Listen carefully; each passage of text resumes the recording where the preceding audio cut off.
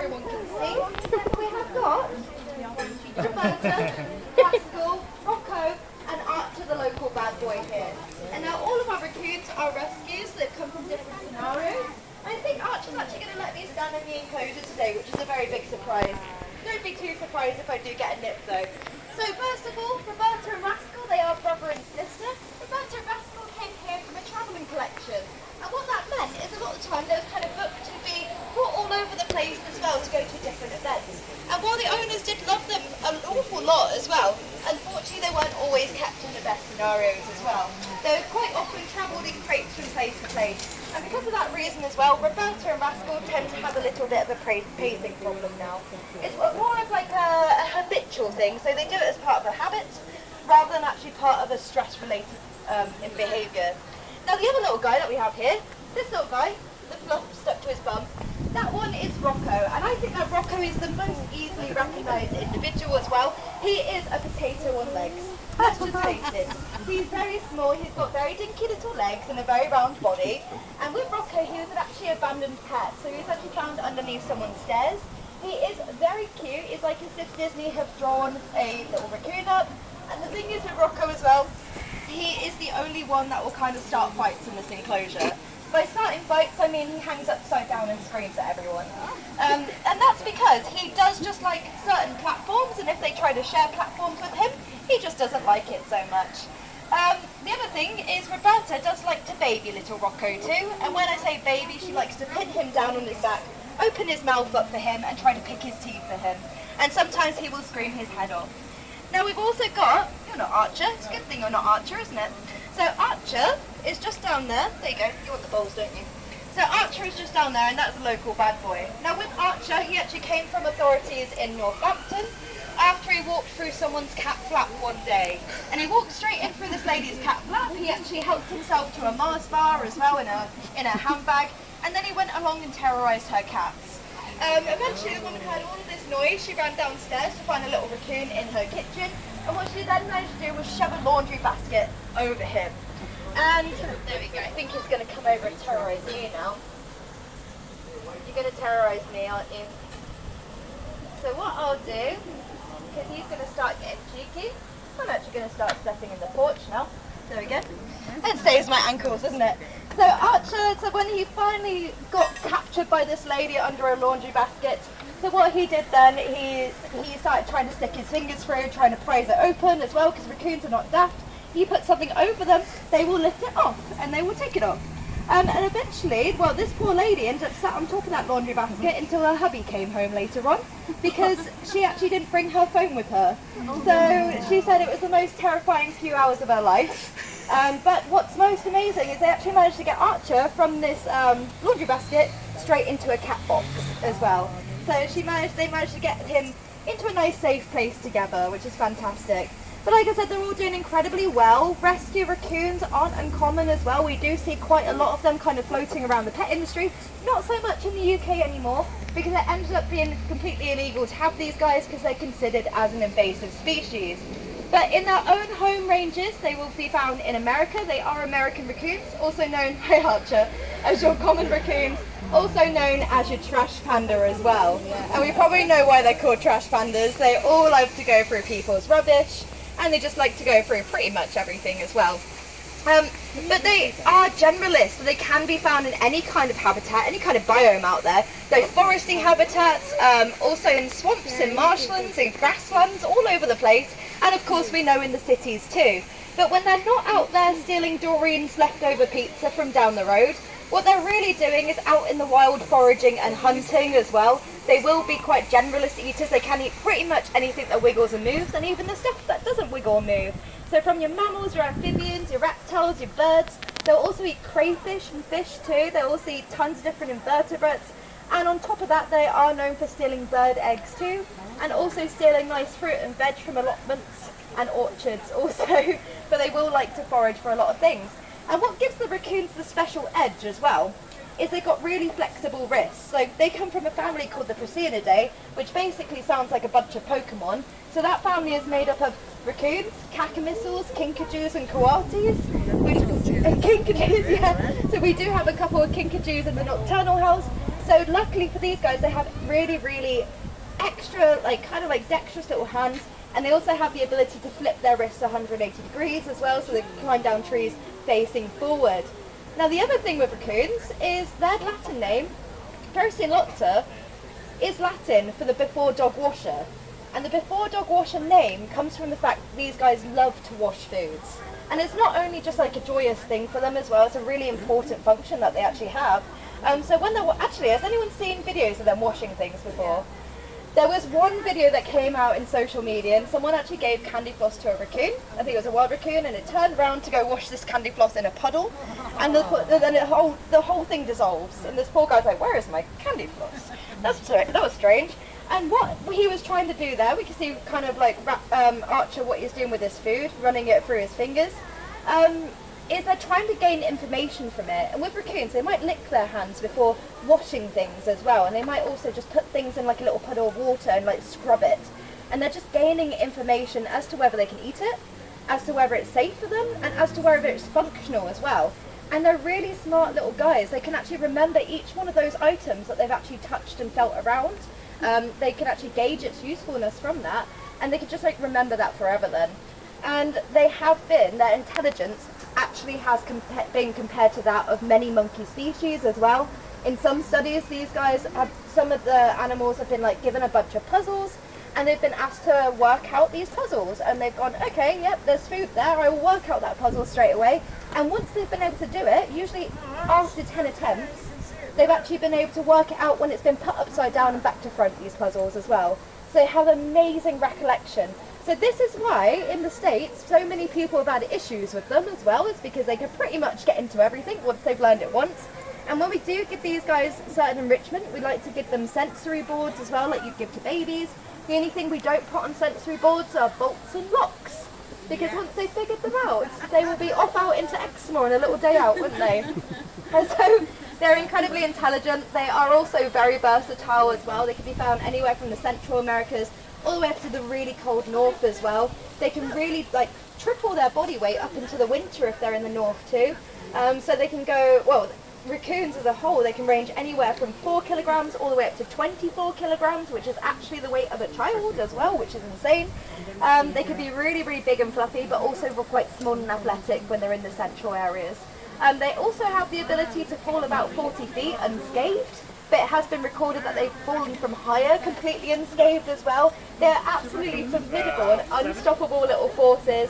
Paired with that brilliant like little sensory touch ability, as well as having really sensitive hearing, is sensitive enough to hear muscles contract, and really sensitive eyes, and the ability to live in the dark if they want to as well. So really, really highly generalist, which has led these guys to be least concern in the wild. So their numbers are doing really well, because of course we know it goes least concern, vulnerable, endangered, critically endangered, so they're least concern in the wild. Because they're such good survivalists. The only downside to being such good survivalists is they are found in places they don't belong. So outside the States, they can be found in little populations in Japan and Germany now, because people have got them in as pets and they've been really, really cute and real squishy, and they've realised later on they're not very domesticated and that squishy and that friendly all the time anyway. So they've ended up actually having to put them in the forests rather than putting down their beloved pets. So there's now little populations over there. But otherwise doing a really good job out in their natural habitat, keeping those small prey populations down, and just doing an absolutely fantastic job dispersing all those seeds around their environment. But anyway guys, thank you so much for hanging around and listening about our raccoons as well. Our next talk is actually Tapir, so it's on the other side of the field over there. She is fabulous. Feel free to go along to that, but if I don't see you, have a really good day. Thank you. Cheers.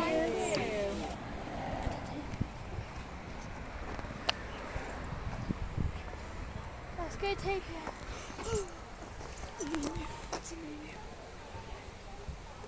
Hello. I found one. Hello. Hey, you're beautiful. What are they? Anyways, let's go. I want to say an emu. What is it? It's a raccoon dog. There's It's two one of of those them. over there. Hmm? It's one of those over No. there. But similar.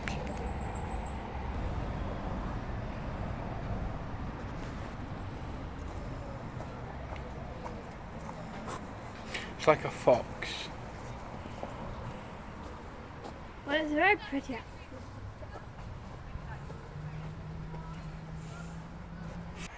Tamarin.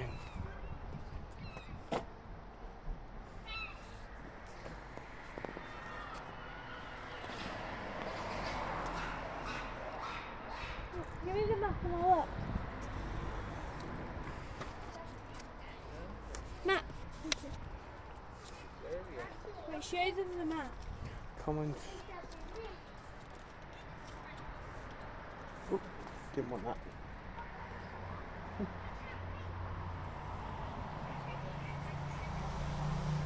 Guys, that's Come on, the map. throw on, man.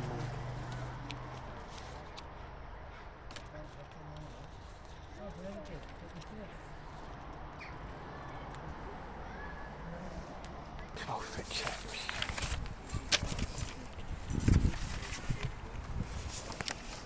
Careful.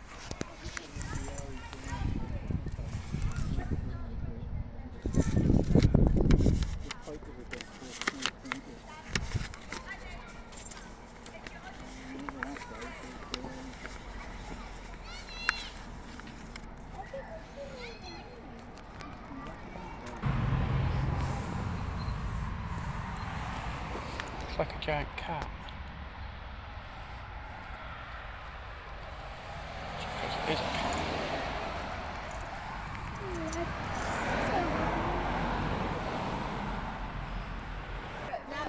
Now everyone's cleaning your phone and then that's it, that's their day done. Not, oh, let's go to the park, let's eat everything in the fridge and then let's go somewhere else. Yeah,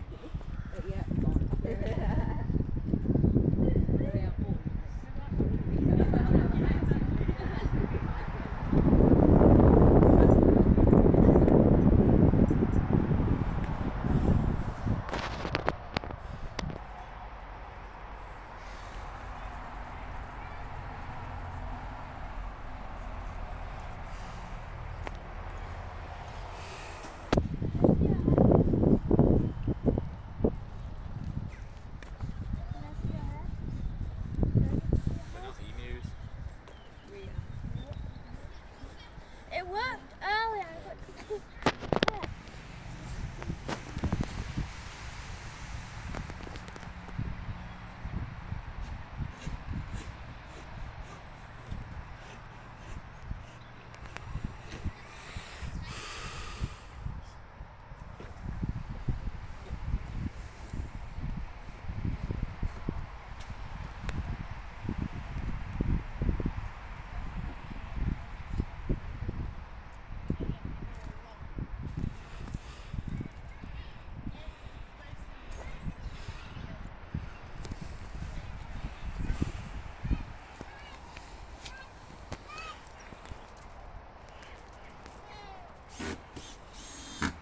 Oh, AJ! The white parrot. Hello. Hello. How are you? Hello? Hello? Hello. Talking about. Hello? You're beautiful. Hello?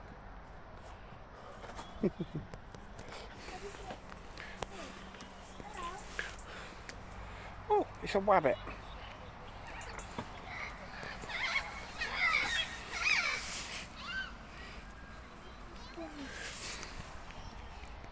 I'm guessing it's a special type of rabbit.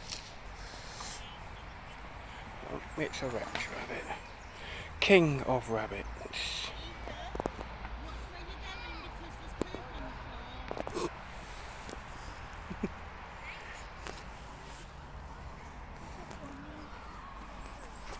That's it.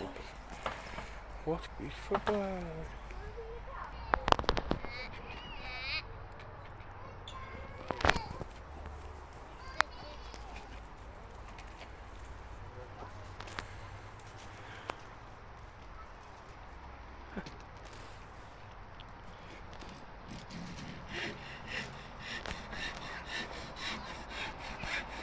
Oh. Different types of lemur. Yes.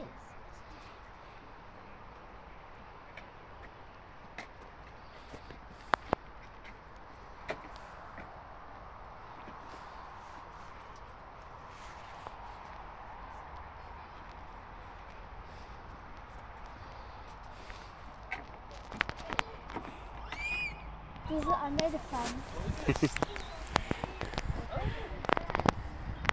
Can't get your head through there. Your head's too big.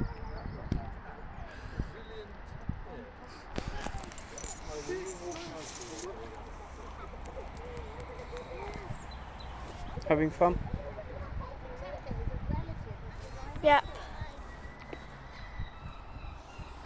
Yep, she's coming. Oh look, here she comes. You're still eating your breakfast. Then you'll be able to see even better from high up. Do you want to do that? Lyra? What? Oh, what? Maybe after the feeding time. We'll see if she comes No, along. no, you broke my last. There we go. Once she gets into the doorway, if I get you to grab the bucket and bring it along near me, so I'll just be by this post as well. And then what we'll do is you guys are all here as well. That's nice. And we'll reattach those on, and I think I don't need this on today actually. This is quite nice. Like it's nice level crowd, not all spread out across the field as well. So hi guys, and welcome to our tapir tour.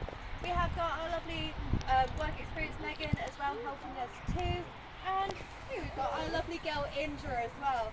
Indra is a very, very sassy tapir at times. She would probably compare herself to a Shire horse, even though she's a little bit more like a Shetland pony. And she is 22 years old and incredibly spoiled as well. She is so spoiled, in fact, on her 22nd we actually threw her a birthday party and we even made her a lovely cake. And it was all her pellets soaked in a little bit of apple juice as well, all big stretch. Soaked in a bit of apple juice and kind of shaped up into a lovely cake shape. She had banana hearts on her cake as well and carrot and apple candles. There we go, we can pop it here. And she also does really love like a little cheese stuff as well. Don't you? But Indra is a Brazilian tapir, also known as a lowland tapir too, and they are absolutely amazing animals. You might notice with Indra, she is on her own in this enclosure. It doesn't really bother her too much just because out in the wild they'd be a lot more solitary. They don't really What do you want to do? all the time from having a male around them. However, if we did have a boyfriend in here with her, unfortunately for you guys, he might be in the splash zone. Because male tapirs do scent mark backwards and they pee backwards as well. And it can get some range on that too. So really, Paddock isn't designed for having a boyfriend in here with her too.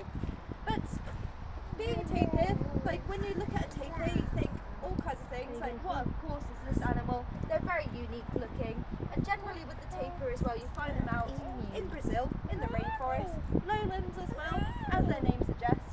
Also in swampy areas too, and they're just so well adapted to those environments. In fact, when you look at a tapir, what you're looking at is the image of perfection as well, evolutionary perfection. Because these guys actually haven't changed much in the last 20 million years. They're incredibly primitive animals. So, does anyone want to take a quick guess of what she might be related to? And there's no silly answers, I promise. I've heard all kinds of things before. Related to a kangaroo? There we go. What are we going to say? Go on. Pardon? A warthog? Yeah? What do you think? What do you think, Ian? A dinosaur? Not sure. I think a lot of people, well, we've heard anything actually from, we've heard warthog, we've heard hippo, we've heard maybe she's a giant marsupial, we've heard aardvark, we've heard anteater, we've heard horse pig, long-faced horse pig as well, all kinds of different things. And someone even brought up babirusa the other day and I was like, that's a really cool animal to bring up. But not quite. Actually, funny enough, tapirs are actually more closely related to your horse family, your rhinoceros, than anything else. And in fact, they come from a very special lineage, one called the perissodactyls, and that is just sciencey talk for odd toes. Now, odd toes on these guys, even though we think about horses nowadays and they have those lovely little hooves, at one point those horses did have little tootsies and they were all spread out and very much in the same number as the tapirs too. So you notice on her, 4 toes on the front and 3 toes on the back, and very spread out in order to navigate their environment.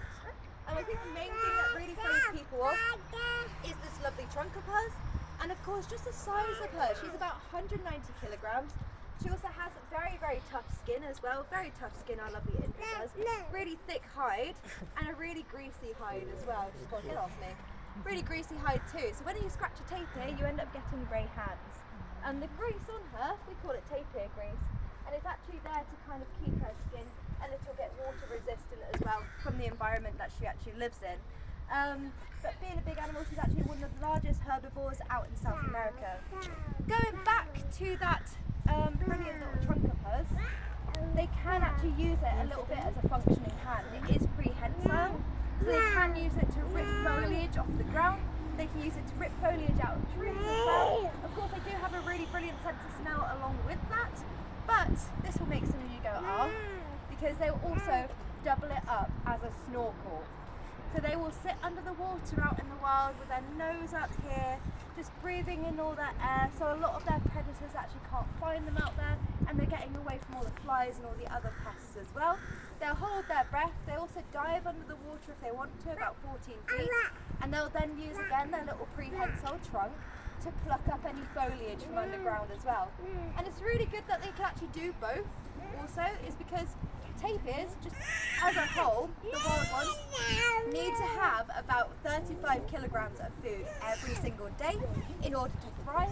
And being able to look for that food on land and also in under the water as well is really kind of useful. And when you think of 35 kilograms of food, that's crazy, because we look at our normal standard bag of flour, times that by 35, that's an immense amount of food. And that's why our girl does get fed 3 times a day, really highly fibrous stuff, tons of different browse and tons of different veggies as well.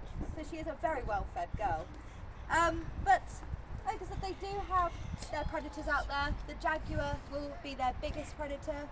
Luckily for the tapir, they do have this fantastic mound on the back of their heads. It does just kind of look like, sorry, did I annoy you then? It does just look like a cool hairdo, but it does actually have its own purpose. This lovely little mohawk on the back of their head actually acts like a little bit of a neck cushion against their predators, because of course a lot of cats, they tend to go for the spine to incapacitate a lot of their prey species, and she's saying, nope, not today, jaguar. If I have this massive lump on the back of my head, then you can't get to my spinal cord, and I can rush off quickly and throw myself into a body of water, where while jaguars can swim quite well, they also are a little bit more clumsy than tapirs are in the water. You'll pause them for a little bit. But the funny thing about tapirs as well, they do have some funny habits with water. You'll only really see wild tapirs, especially, she doesn't really mind, she has no predators here, she goes wherever she wants. But you never see a wild tapir go to the toilet outside of a body of water either. They'd much submerge themselves in the water and do their business there. But they'll also harbour their little booties above a stream too, or maybe even puddles or a little pond. And the function behind that is that their poop then falls into a body of water and it covers up their smell from them, so they can't actually be tracked. But like I said, they do have brilliant sense of smell. They will sniff out predators. They'll sniff out for each other as well. Like I said, males will scent mark. They'll also listen out for each other too. Even though she's very quiet today. What are you doing? Come back over here. Really quiet today. They do have a number of different vocalizations as well. Little squeals that she does. She especially squeals when we bring out a sprinkler for her when it's really super hot. She loves a sprinkler. And they also make a lot of noises when they're upset, including they like to stomp and huff too. When she comes over to us in the morning, she also makes a little noise like she's sneezing, and that's more of an inquisitive noise for a tapir. They're absolutely amazing, brilliant hearing as well, and like I said, the picture of actual perfection. Now tapirs, despite being such big animals and really good at hiding, she's a master of hide and seek. Sometimes we come across the field about 3 times looking for her, and she takes a while just letting us know where she is as well. All tapir species are actually considered endangered out in the wild. So that's all 4 species of tapir. Main thing is, they're a big animal, they need a lot of resources. And when those resources go missing, it's really hard for them to actually thrive out in the wild as well. And a lot of their resources are going missing for a number of reasons. So first of all, enclosure usage. A lot of people need jobs, a lot of people need to look after themselves, look after their families. In order to do that, sometimes we need to use land. And out here in the UK, we've used almost all of our natural land in order to help ourselves survive. So saying to South America, for example, hey, you guys need to stop doing that, would be very hypocritical of us. But sometimes their land is used not always in the best way to actually support a lot of their wildlife as well, as is ours sometimes. The other thing, unfortunately, with tapir, they have a lot of meat on them, and if someone's desperate enough, they might also want to trap or hunt a tapir in order to take that meat away because it sells for quite a lot of money. She's got 190 kilograms on her, so it's a lot of meat to actually sell. And with less environment there being for tapirs as well, they're a lot easier to find from their jaguars as well to other poachers too. But I always say there's a but. Well, you see Indra's but. There is always a but. There is always a silver lining, and there's always fantastic people out in the world that do not get mentioned enough. There's brilliant people out in South America that have opened up a lot of these conservation programs. They've actually made the reserves for them a lot bigger and started to replant a lot of those areas with native plants too, to bridge gaps in their environment where these guys are struggling to thrive. They've also worked out that kids, young people especially, are so important to the future of the planet. I don't know why it's taken so long for us to figure that out, but when they've brought the conservation programs into the schools, it now opens up a new avenue where kids now realise if we look after the planet, or just people realise, if we look after the planet and teach our kids these good lessons about how to look after nature, the only things that can come for it are good. Because at the end of the day, education is power. When we think of tapirs, and especially when we look at Indra, her spoiled little self, we do just see some really cute face, whereas they are so much more than that. Tapirs are super significant in the wild, not only being a really large prey species for your jaguar and other big cats, as well as other little animals eating their carcasses too. They travel over really long distances through the rainforest. And they'll eat those 35 kilograms of food, they'll ingest a bunch of those lovely seeds as well, and as they're going around doing their business in those little bodies of water, they're also dispersing that seed throughout the whole of the rainforest too. And their poop is really high in nutrients. You'll probably hear me talk a lot about poop today as well, because it is really significant for the wild. Of course, their poop lands in those little water systems. They get travelled off to different parts of the rainforest. And those seeds might even land in little parts of the rainforest that these guys can't even reach to. So they're so important to the diversity of their ecosystems out there. You're not playing ball today. And of course, their poop will also feed a lot of those little critters down there as well in those water systems, and provide nutrients to a lot of those plants in there too. So the tapir is so super significant, so more than ever, we need to let people know how real important and just real cool and quirky they are as well. But anyway guys, thank you so much for hanging around and listening about our tapir. If you do have any questions, then feel free to ask me anything at the end. And otherwise, have a really lovely day. So thank you. Cheers.